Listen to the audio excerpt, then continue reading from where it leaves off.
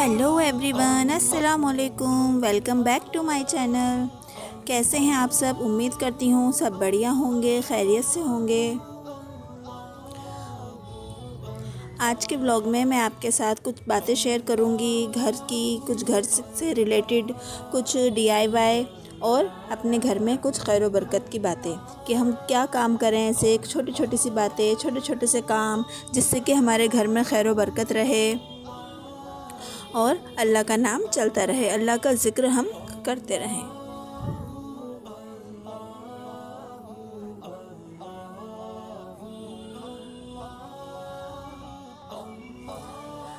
तो मैं शुरुआत कर रही हूँ किचन में आज। पहले मैंने सोचा कि मैं लंच से फारिग हो जाती हूँ, फिर बाकी के काम आराम से होते रहेंगे। तो बस आज मैं सिंपल से कतलियाँ बना रही हूँ, जो कि मैंने ऑयल में कट करके डाल दी हैं। इसमें डाल दिया है मैंने ज़ीरा और राई, और फिर डाल दिए हैं कतलियाँ कट करके। बस थोड़ी देर के लिए मैंने पहले थोड़ी सी देर फ्राई करूँगी ऑयल में, और फिर डालूँगी इसके साथ मसाले। बिल्कुल सिंपल सी इजी सी रेसिपी है, सिंपल सा खाना है, तो बस आज मैंने यही बना लिया था। अब डाल दिए मैंने 2 टमाटर इसमें बिल्कुल बारीक कट करके, और ऊपर से डाल रही हूँ सूखे मसाले। तो मैंने 1 टीस्पून डाल दी है कुटी हुई लाल मिर्चें, नमक, और 1 चम्मच डाल दूँगी कोरिएंडर पाउडर। बस यही 2-3 बेसिक से मसाले हैं, सीधे से सिंपल से बिल्कुल इजी सी रेसिपी है। तो बस हम इसके अंदर ही इन्हें भून लेंगे अच्छे तरीके से।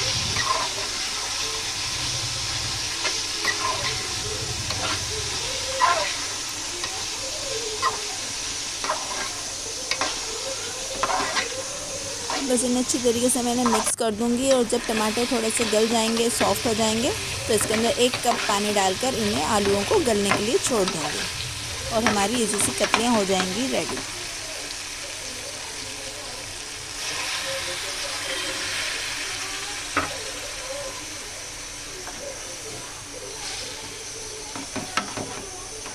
तो सबसे पहली बात तो यह है कि हम जब भी कोई काम करें अल्लाह के नाम से शुरू करें। खाना बनाएं तो बिस्मिल्लाह पढ़ के खाना बनाना शुरू करें, सब्ज़ी काटें तो बिस्मिल्लाह करके काटें, कहीं आएँ तो बिस्मिल्लाह करके, मतलब हमारा जो भी काम है अल्लाह के नाम से शुरू होना चाहिए, जिससे कि हमारे उस काम में खैर व बरकत हो सके, अल्लाह का साथ हो सके, अल्लाह का ज़िक्र हो सके।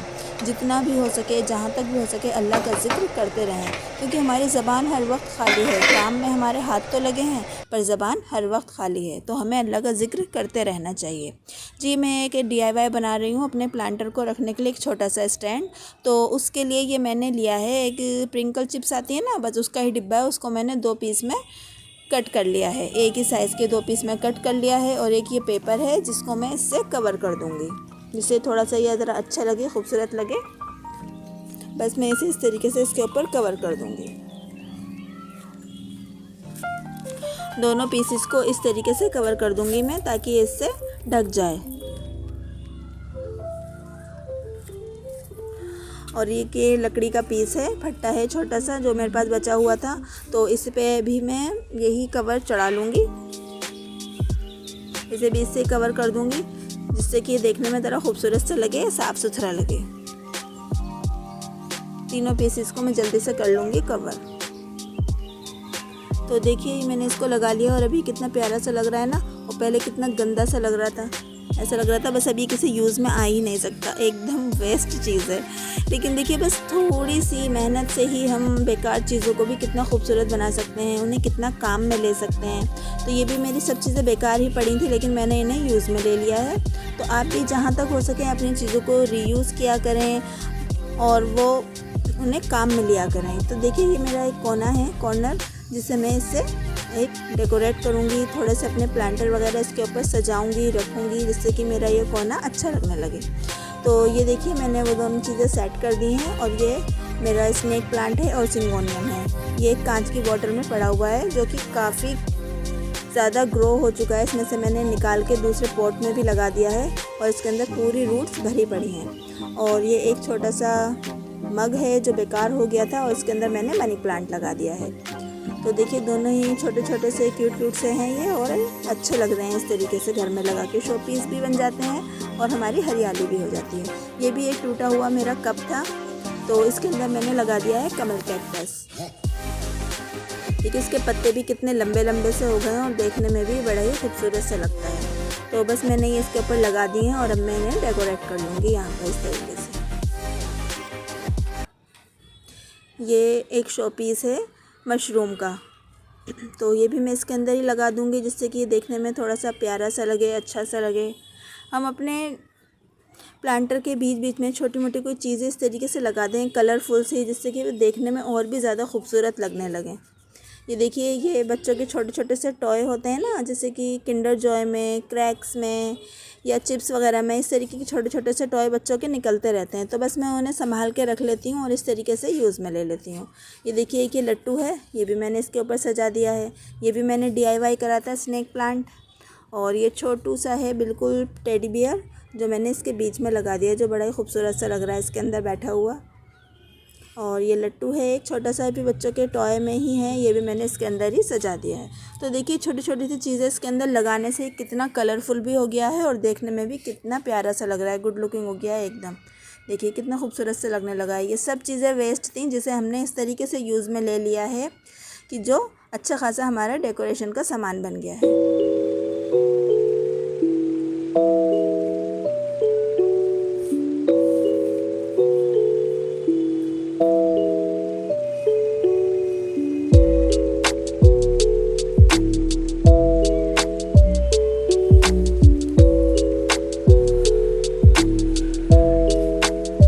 मेरी टर्टल वाइन जो मैंने दीवार पे हैंग कर दी है, इसकी लेंथ अच्छी खासी हो गई है माशाल्लाह से और ये मुझे बहुत ही ज़्यादा खूबसूरत लगती है।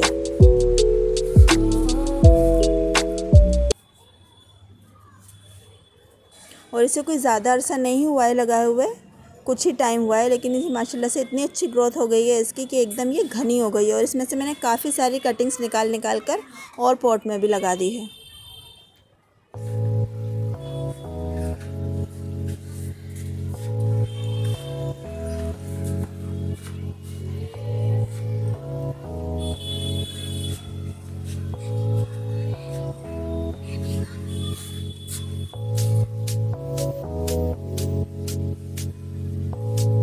देखो टेडी बियर मैंने लगाया, कितना प्यारा लग रहा है ना।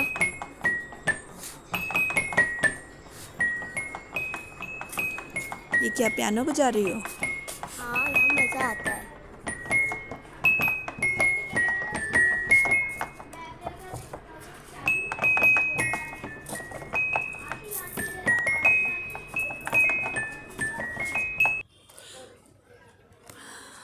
तो जी मैं बात कर रही थी घर में खैर व बरकत की। तो अगर हम हर काम में बिस्मिल्लाह पढ़ के, अल्लाह का नाम लेके, अल्लाह का ज़िक्र लेके काम शुरू करेंगे ना, तो इंशाल्लाह हमारे घर में हर चीज़ में खैर व बरकत होगी।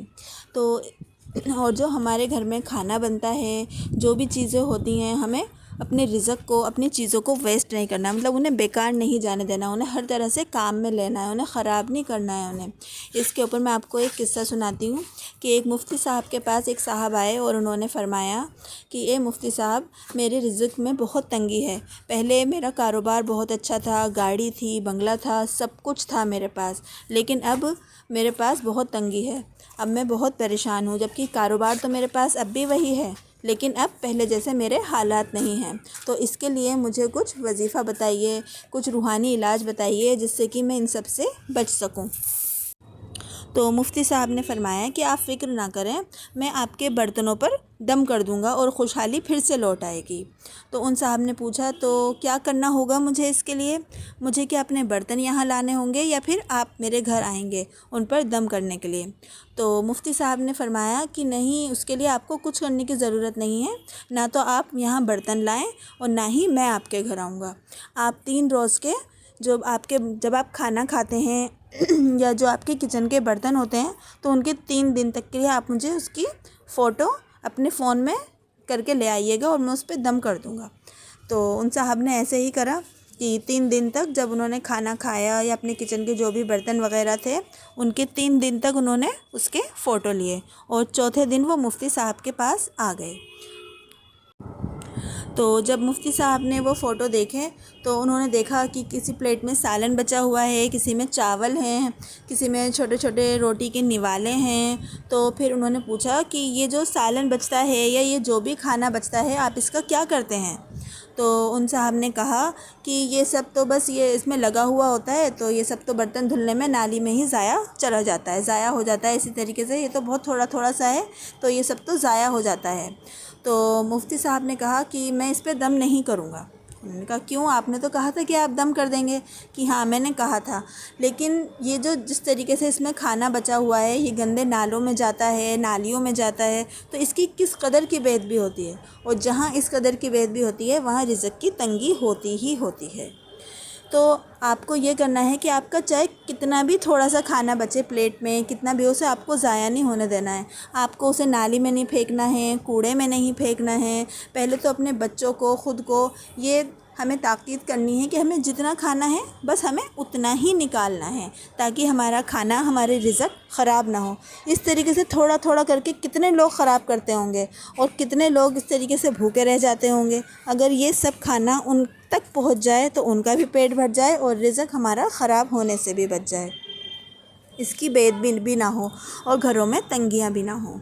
तो हमें क्या करना है कि जो भी हमारा खाना, चाहे वो थोड़ा सा बचे, ज़्यादा बचे, जो भी हो, हमें प्लेटों में से निकाल लेना है, ठीक है। और अगर वो फिर भी खाने लायक नहीं है, बेकार है या कुछ है, तब भी हमें उसे नाली में या फिर कूड़े में नहीं फेंकना है। उसे किसी जानवर को खिला दें, कुत्ते को खिला दें, बिल्ली को खिला दें, या छत पर डाल दें, परिंदों के लिए डाल दें उसे, लेकिन उसे कभी भी कूड़े में या नालियों में इस तरीके से ज़ाया ना होने दें। और सबसे अच्छा तरीका तो इसका यही है कि हम कम निकालें, जब हमारा वो खाना ख़त्म हो जाए हम फिर जब दोबारा निकालें। बच्चों को इस चीज़ की हम शुरू से ही ताकीद करें कि बेटा आपको जितना चाहिए आप उतना लो, फालतू का ज़ाया ना करो। बच्चे अक्सर करते हैं ना कि जो चीज़ उन्हें पसंद है भर भर के निकाल लेते हैं और फिर बाकी का ज़ाया कर देते हैं। तो नहीं, हमें इस चीज़ को ज़ाया नहीं करना है, हमें इस चीज़ को बचा के रखना है, अपने घर के अंदर खैर व बरकत लानी है। ऐसी छोटी छोटी चीज़ों से, छोटी छोटी बातों से ही हमारे घर में खैर व बरकत आती है। तो अपने घर में खैर व बरकत बनाने के लिए हम इतना तो कर ही सकते हैं।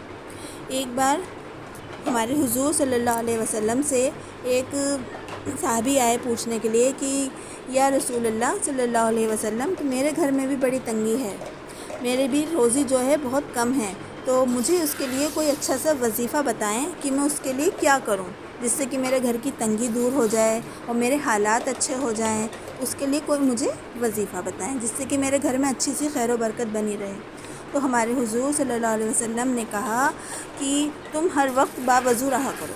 सुभान अल्लाह, मतलब कितना आसान, कितना अच्छा उन्होंने इसका तरीका बताया कि तुम बावज़ू रहा करो। सिर्फ़ बावज़ू रहने से ही हमारे घर में खैर व बरकत रहती है, हमारे घर के अंदर अच्छे असरात आते हैं। तो ये तो कोई इतना बड़ा काम है नहीं कि हम बावज़ू नहीं रह सकते।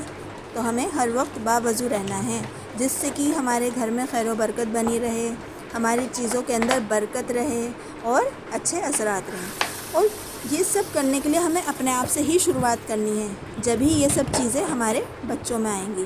क्योंकि बच्चे तो हमें देख रहे हैं ना, पहले जो हम करेंगे वही तो बच्चे भी करेंगे। बच्चे हर चीज़ को ऑब्ज़र्व करते हैं,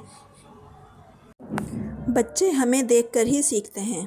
तो बस हमें भी सारी नमाज़ें पढ़नी हैं ताकि हमारा असर उन पर भी पड़े और वो भी बेहतर से बेहतर अल्लाह की तरफ रुजू कर सकें। तो बस आज के व्लॉग में इतना ही। अगर आपको मेरी ये बातें अच्छी लगी हैं, कुछ आपको बेहतर लगी हैं और आपको लगता है कि ये बातें औरों तक भी पहुंचनी चाहिए, तो प्लीज़ मेरी वीडियो को लाइक कीजिए, चैनल को सब्सक्राइब कीजिए, ताकि मैं आगे भी आपके लिए इस तरीके की और बातें ला सकूं, बता सकूं। प्लीज़ मेरे चैनल को सब्सक्राइब कीजिए। अल्लाह हाफ़िज़।